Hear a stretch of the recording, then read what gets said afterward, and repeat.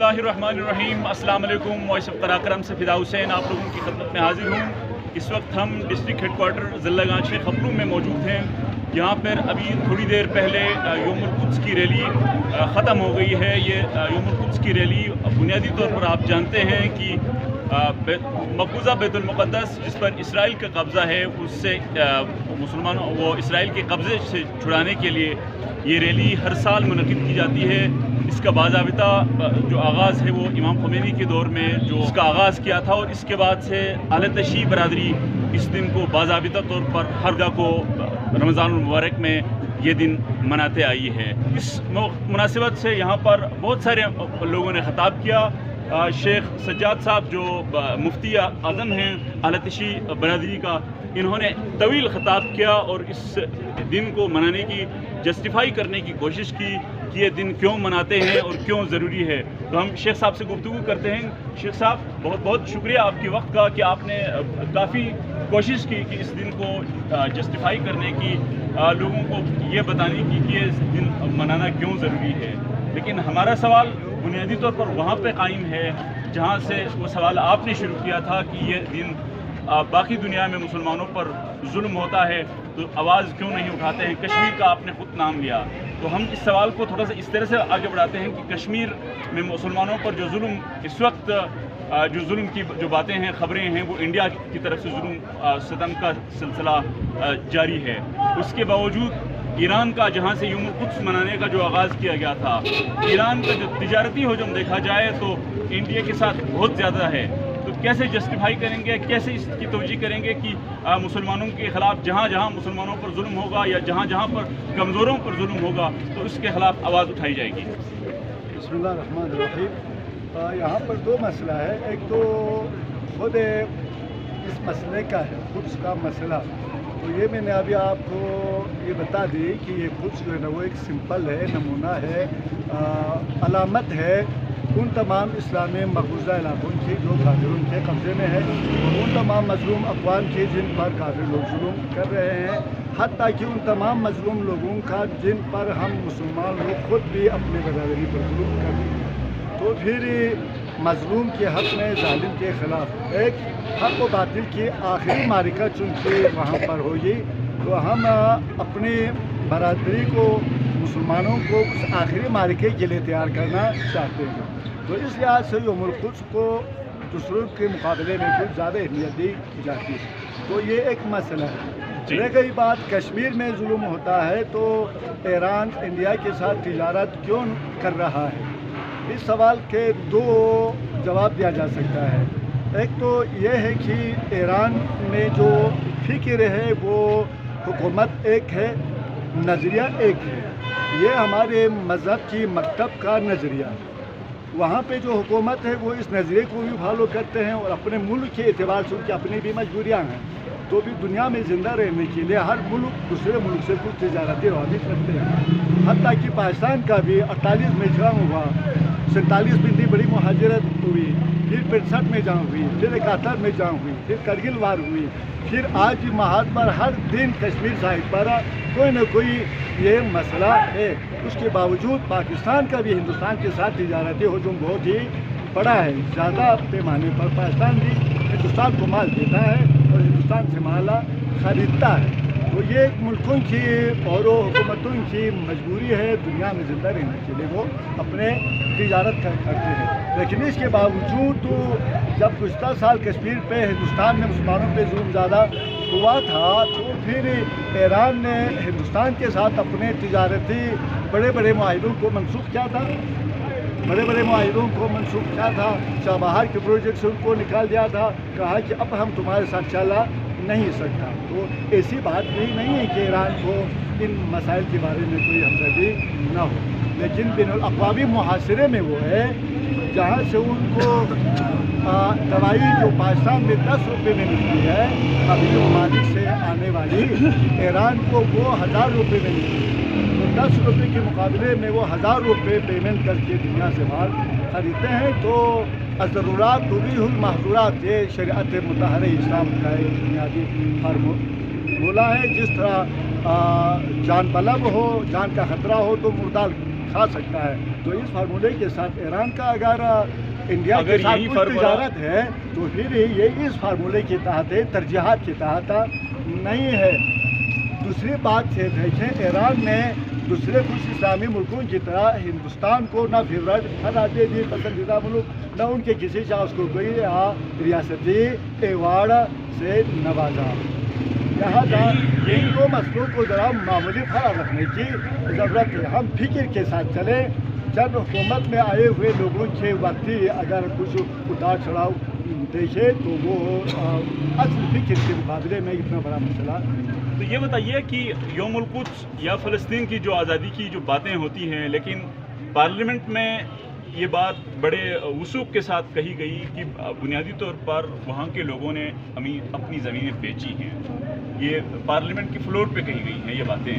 تو اگر انہوں نے زمین بیچی ہو، اگر مجھے نہیں معلوم کہ یہ مفروضہ ہے یا یہ حقیقت ہے، نہیں معلوم، لیکن اگر اس مفروضے کو حقیقت مان لیتے ہیں تو جنہوں نے زمین بیچی ہے انہیں تکلیف نہیں ہے، تو آپ کو، مجھے، مسلمانوں کو، دوسرے ممالک میں مسلمانوں کو جو تکلیف کیوں؟ یہ تو عجب سا بات ہے کہ جنہوں نے زمین بیچی، یعنی مسلمانوں نے یہودیوں کو زمین بیچی اور خود مکمل بے دخل ہو گئے. آج جب خریدنے والا آ کر اپنی زمین پر، خریدی ہوئی زمین پر قابض ہوا تو بیچنے والے تو آرام سے بیٹھے ہوئے ہیں. باہر والے لوگوں کے پیٹ میں مروڑ پیدا ہو رہا ہے. تو یہ ذرا کوئی فلسطین جا کے کسی فلسطینی سے پوچھے.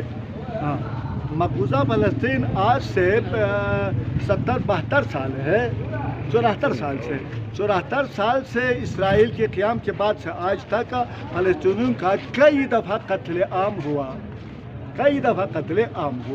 تو وہ کس بنیاد پر ہوا؟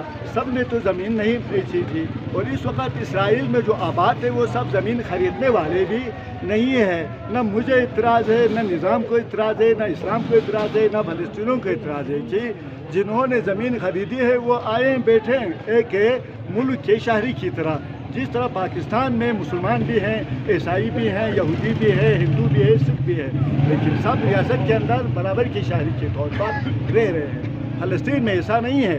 اسرائیل دنیا بھر سے یہودیوں کو اٹھا کے لاتا ہے، فلسطین کی زمین پر جابرانہ قبضہ کرتا ہے، وہاں پر کالونیاں بساتا ہے اور پھر ہی اعتراض کرنے پر فلسطینیوں کا قتل عام کرتا ہے. تو بھی مسئلہ یہاں پر ہے، فلسطینیوں کا ہے، چاہے وہ مسلمان ہو، چاہے وہ عیسائی ہو، چاہے وہ یہودی ہو.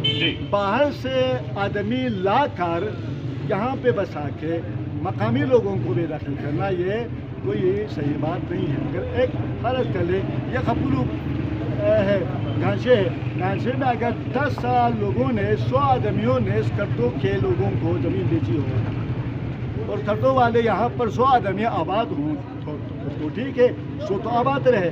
لیکن اسی 100 آدمی نے خریدی ہوئی زمین کو بنیاد بنا کر اسکرٹوں سے 1 لاکھ آدمی لے کے آئے اور اسکرٹوں خپلو کے 1 لاکھ لوگوں کی زمینوں پر قبضہ کر کے ان کو یہاں سے نکال دے اور ان کو ان سے جینے کا حق چھین لے، تو پھر یہ تو سراسر ظلم ہی کہلائے گا. اور فلسطین میں یہی کچھ ہو رہا ہے. تو شیخ صاحب یہ بتائیے، جو فارمولہ جس کی آپ نے ترجیحات کی بات کی، تو یہی ترجیحات اگر امریکہ کے حوالے سے اپنائی جائے تو کیسا؟ چونکہ ابھی بھی آپ بھی جانتے ہیں، میں بھی جانتا ہوں، بہت سارے لوگ، اگر امریکہ اور ایران کے درمیان اسکالرشپ لینے کی بات کی جائے تو میرا خیال ہے میں تو کم از کم اپنے بچے کو امریکہ بھیجنا چاہوں گا، اسکالرشپ لینا چاہیں. تو کیا آپ جو نسل تیار کرنا چاہتے ہیں وہ یہ اس بات پہ اگری ہوگی کہ امریکہ کی اسکالرشپ کو ٹھکرائے جائے، ایران چلا جائے یا نہ جائے؟ کیا کہتے ہیں؟ دیکھیے، 2 باتیں ہیں. ہمیں امریکہ بحیثیت ایک ملک، بحیثیت ایک ملت، اس سے ہماری کوئی دشمنی نہیں ہے. وہ بھی میرے جد اعلیٰ آدم علیہ السلام کی اولاد ہے، میں بھی ان کی اولاد ہوں، اور ایک نسل کے ہونے کے ناطے مجھے ان سے ہمدردی بھی ہے. ہمیں امریکہ کے ملک سے کوئی چوٹ نہیں ہے. امریکہ پر جو یہودی لابی کی جو پالیسیز ہے، ہمیں ان سے اختلاف ہے. امریکہ پر یہودی لابی اور یہودیوں کے بھی 2 قسم ہیں. ایک دیندار صحیح نارمل یہودی ہیں، ان سے بھی ہمارا کوئی اختلاف نہیں ہے. میں ان کو سینے سے لگا سکتا ہوں، اپنے گھر میں بٹھا سکتا ہوں، اس کے گھر میں بیٹھ سکتا ہوں، وہ میرے لیے معزز ہے، محترم ہے. یہودی بحیثیت یہودی کوئی جرم نہیں ہے. یہودیوں کے اندر صہیونسٹ ہے. صہیونسٹ یعنی ایسا فکر جو کہتے ہیں کہ دنیا کے سارے اقوام ہمارے غلام ہیں، ان کو غلام بن کے رہے تو ٹھیک، آزاد رہنے کی کوشش کرے تو ان کو مار دو. ان کی ناموس ہمارے لیے حلال، ان کی جائیداد ہمارے لیے حلال، اور ان پر قابض غلام بنا کے رکھنے کے لیے ہر قسم کا حربہ استعمال کرنا حلال ہے. تو اس فکر کو صہیونسٹ کہتے ہیں. امریکہ پر بھی صہیونسٹ فکر کا غلبہ ہے. تو ہم اس فکر کے خلاف ہیں. دنیا کے ہر انسان کو بحیثیت انسان مساوی حقوق ملنا چاہیے. ایک قوم کو دوسری قوم کے استحصال کا حق نہیں ملنا چاہیے. ہر قوم اللہ نے آزاد پیدا کیا ہے اور ہر قوم کی آزادی کی جو ہے نا وہ احترام کرنا چاہیے. شیخ صاحب میرے ظاہر مجھ سے آپ کا حلقہ احباب گمان نہیں بلکہ میں یقین کہ اپنے وجود سے بھی زیادہ یقین کے ساتھ کہہ سکتا ہوں کہ آپ کا حلقہ احباب بہت بڑا ہوگا. تو اس حلقہ احباب میں امریکہ میں بسنے والے بھی ہوں گے. تو آپ کو کوئی شکایت ملی ہے کہ جو مفروضے آپ پیش کر رہے ہیں، جو آپ فرما رہے ہیں، ایسی باتیں وہاں پہ کی جا رہی ہوں جو امریکہ میں رہنے والے مسلمانوں کی طرف سے؟ امریکہ میں رہنے والے مسلمان بہت اس وقت پریشان ہیں، اور وہ دن بدن بڑھتے ہوئے اسلام ہراشی کے حوالے سے وہاں پر باقاعدہ کیمپین چلے جاتے ہیں. اسلامی مقدسات کی احترامی کی جاتی ہے. مسلمانوں کے اداروں میں نہ صرف نظر انداز کیا جاتا ہے بلکہ ہراساں کیا جاتا ہے. تو پھر وہاں پر یہ چیزیں ہیں، اور یہ اگر ہم دنیا کی میڈیا کو دیکھیں تو پھر یہ میڈیا پر ہے. حالانکہ مغربی دنیا میں میڈیا اتنا آزاد نہیں ہے جتنا ہم سمجھ رہے ہیں. وہاں کی ایجنسیز کنٹرول کرتے ہیں اور وہ کچھ معلومات کو وہ بالکل سنسر کر لیتے ہیں، آگے آنے ہی نہیں دیتے. لیکن پھر بھی دائیں بائیں سے خبریں آ رہی ہیں، اور یہ حقیقت بھی ہے اور دنیا اس کو مانتی بھی ہے. اور کہ وہاں پر پورا مغربی دنیا میں صہیونی فکر کے تحت مسلمانوں کے لیے کوئی اچھا دن نہیں ہے. یعنی جو عزت آپ اپنے ملک میں ایک امریکی کو دیتے ہیں، جو عزت آپ اپنے ملک میں ایک امریکی کو دیتے ہیں، جو عزت آپ اپنے ملک میں ایک امریکی کو دیتے ہیں، اس کا سوا حصہ بھی امریکہ میں ایک مسلمان کو نہیں دیا جاتا. ہم اس کو سن کے ناجائز جو ہے نا وہ امتیازات کے خلاف ہیں. جی بہت بہت شکریہ شیخ صاحب. ہم بہت سارے سوالات آپ کے خطابات کے سلسلے میں پیدا ہو رہے تھے، لیکن احباب کی خواہش ہے کہ ہمیں ہمارے بھی آپ سمیت تمام لوگ معزز ہیں، ہمیں بھی آپ کا احترام ہے، لیکن چونکہ احباب کی یہ رائے ہے کہ یہ مناسب نہیں ہے تو ہم ان سے اتفاق کرتے ہوئے یہ گفتگو یہاں پر اختتام کرتے ہیں. مزید سوالات آپ کے سامنے ضرور رکھیں گے. آپ کے پاس بھی سوالات ہوں گے، ڈیفینیٹلی سوالات ہوں گے. وہ سوالات کمنٹ باکس میں ضرور چھوڑیے تاکہ ہم شیخ صاحب کے ساتھ ہمارے پاس جو سوالات ہیں اور جو سوالات آپ کے پاس ہے وہ سوالات مل کر دوبارہ کر سکے. اسی کے ساتھ مجھے فدا حسین کو اجازت دیجیے. اللہ حافظ.